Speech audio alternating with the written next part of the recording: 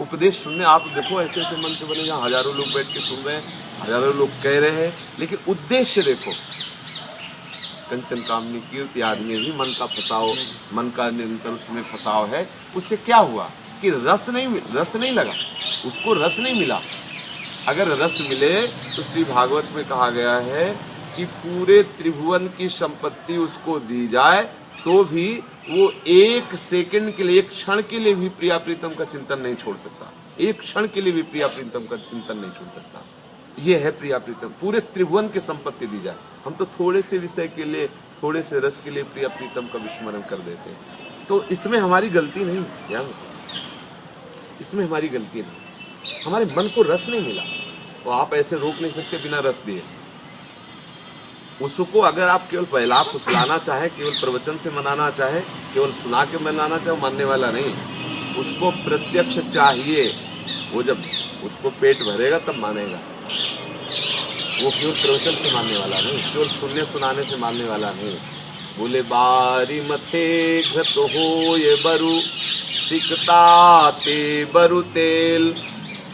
बारू पेड़ करके भले तेल निकाल दिया जाए, पानी को मथने से भले घी निकाल दिया जाए, लेकिन बिनु हरि भजन न भवतरी, ये सिद्धांत अपेल। बिना हरि का भजन किए इस संसार से कोई तर नहीं सकता। तो एक ही चीज है, बोले रेमन श्री हरिवंश भज। बोले रेमन श्री हरिवंश भज जो चाहत विश्राम। अय मन तुम यदि विश्राम चाहते हो तो हरिवंश का भजन करो। बोले जिह रस बस ब्रज सुंदरी छाण दिए सुधाम। आप देखो, स्त्री को पति को छोड़ना, पति को पत्नी को छोड़ना, ये सब दुर्लभ बातें हैं। माता को पुत्र को छोड़ना, पुत्र को माता को छोड़ना, ये बड़ी दुर्लभ बात है। गृहस्थी को घर परिवार छोड़ना, ये सब दुर्लभ बातें हैं। लेकिन जो ही बंसी बजी ठाकुर जी, आप देखिए बंसी का चमत्कार। बोले आई ब्रज नारी सुनत बंसी रव, गृहपति बंधु बिसारे।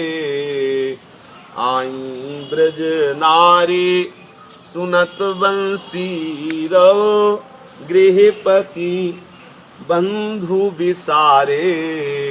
दर्शन मदन गोपाल मनोहर, मन सिजताप निवारे। हर्षित बदन बंक अवलोकन, सरस मधुर धुनि गावे। मधुमय श्याम समान अधर धरी, मोहन वेणु बजावे। लाल जी ने जो ही बंसी बजाए, आई ब्रजनार सुनत बंसी रो। बोले गृहपति बंधु बिसारे। जो अति आसक्ति का विषय है, जिसको छोड़ना बड़े बड़े योगियों के लिए भी दुर्लभ है। अंदर से आसक्ति बनी रहती है। मैं ब्राह्मण हूँ, मैं अमुक जगह का हूँ, मैं अमुक हूँ, ये स्मृति बनी रहती है। भले न जाए लेकिन स्मृति पूरी बनी रहती है। और यहाँ क्या हुआ, आई ब्रजनार सुनत बंसीरो, गृहपति बंधु बिसारे। विस्मृति हो गई शरीर की, शरीर के संबंधियों की, घर की, सबकी विस्मृति हो गई। बोले क्या दिखाई दे रहा है, क्या स्मृति में क्या है? बोले केवल एक ही वस्तु, मदन गोपाल। मदन गोपाल मनोहर, वो मनसिज ताप निवारे। जो मन में कामना का क्लेश होता है, उसका दमन, उसका समन केवल मदन गोपाल ही कर सकते हैं, दूसरे की सामर्थ्य नहीं। जो हमारा मन विविध प्रकार की कामनाओं से जल रहा है, उसका समन करने के लिए केवल लाल जी, दूसरा कोई। श्री कृष्ण के चरणारविंद हैं, जिनसे हमारा हृदय परम शांत होकर के परम सुख का अनुभव करने लगता है। अब उस सुख शांति में, जिस सुख शांति का वर्णन किया जा रहा है, जिस सुख शांति के लिए हम चाह रहे हैं, हमारी आपकी सामर्थ्य नहीं, हमारी आपकी सामर्थ्य। कोई ये कहे कि हम साधना के द्वारा अपने चित्त को निर्विषय कर लेंगे, मेरे समझ की बात खत्म हो गई। मेरे विषय, मैं अपनी बात कहता हूँ। जो 10-5 साल साधन कर रहे हैं वो बात करें तो अलग की बात है, हम अपने जीवन की बात करें। हमारे इस समय 45 वर्ष की अवस्था, साधन से न कभी कोई विषय से अलग हो पाया, ना हो पाएगा। कृपा से साधन इसलिए किया जाता है, करना पड़ेगा, ऐसा नहीं कि ना करो। साधन इसलिए किया जाता है कि करने का जो वेग है, क्रियाओं का जो वेग है, यदि तुम सत्क्रिया नहीं करोगे तो असत क्रिया कराता रहेगा, और असत क्रिया कराते रहोगे तो असत क्रिया से अविद्या का इतना बड़ा मोटा पर्दा हो जाएगा कि आप कृपा को नहीं ले पाएंगे। ऐसे से ऐसे करना पड़ेगा, पर ऐसे करने मात्र से आप तृप्ति नहीं हो जाएगी। वो पिलाने वाला जब पिलाएगा तभी तो होगा। अब पिलाने वाला पिलाएगा आपका ऐसे ना हो तो भी नहीं बात बनेगी। तो साधन ये हुआ, अपने दोनों कर जो है अन्य जगह से हटा करके और अंजलि पास के बैठे, ये साधन हुआ, और वो कृपा हुई जो पिला रहा। अब हम पे कृपा तो है लेकिन अंजलि नहीं फंसी है। अच्छा, अंजलि फंसी है लेकिन छेद है नीचे, बड़ा सावधानी का विषय है। तो साधन क्या, साधना हो रही है लेकिन अहम रूपी छेद है, अहंकार।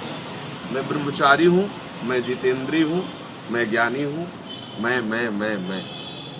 इससे क्या हुआ, इतने छेद हो गए कि जो कृपा आई वो सब बह गई और चित्त रूखा का रूखा रह गया। बोले महाराज मैं 10 वर्ष से सत्संग कर रहा हूँ, कोई आनंद नहीं आ रहा। आपकी अंजलि में कमी है। यदि आपकी अंजलि बिल्कुल ठीक बंदी हो तो साधन से तृप्ति नहीं होती। आपको बिल्कुल सत्य समझ लो। कल शाम के एक आए थे, उन्होंने कहा कि स्वभाव बदल सकता है। उन्होंने फिर प्रश्न किया था, स्वभाव बदल सकता है। उन संत ने कहा कि आपके अंदर स्वभाव बदलने की चाह हो। बोले जब बाल रत्नाकर डाकू का स्वभाव बदल सकता है तो आपका भी बदल सकता है। चुपचाप हाँ बड़ी बड़ी कृपा, ऐसा सुनते रहे।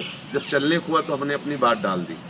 ये मत समझना हम खंडन कर रहे हैं किसी संत की बात, लेकिन तुम्हारी चाह से स्वभाव बदल जाए ऐसा नहीं। स्वभाव सदैव कृपा से बदलता है, और वो कृपा जो भगवत कृपा है उसका रसास्वादन कोई डायरेक्ट नहीं कर सकता। चंदन को कृपा समझो और समीर को उस कृपा का रसास्वादन कराने वाला समझो। चंदन तो कृपा है, चंदन का पेड़ कृपा है, और जो वायु उसको स्पर्श करके आ रही उस कृपा का रसास्वादन कराने वाली। तो कृपा, भगवत कृपा का रसास्वादन कराने वाली वायु संत जन है। भगवत कृपा तो सब पर मोरी बराबर दया। सब मम प्रिय सब मम उपजाए, सब मेरे प्रिय है, सब मेरे द्वारा उपजाए हैं, इसमें कोई भेद नहीं। पर उस रस का, उस कृपा का यदि रसास्वादन करना है तो बोले वो वायु आनी चाहिए।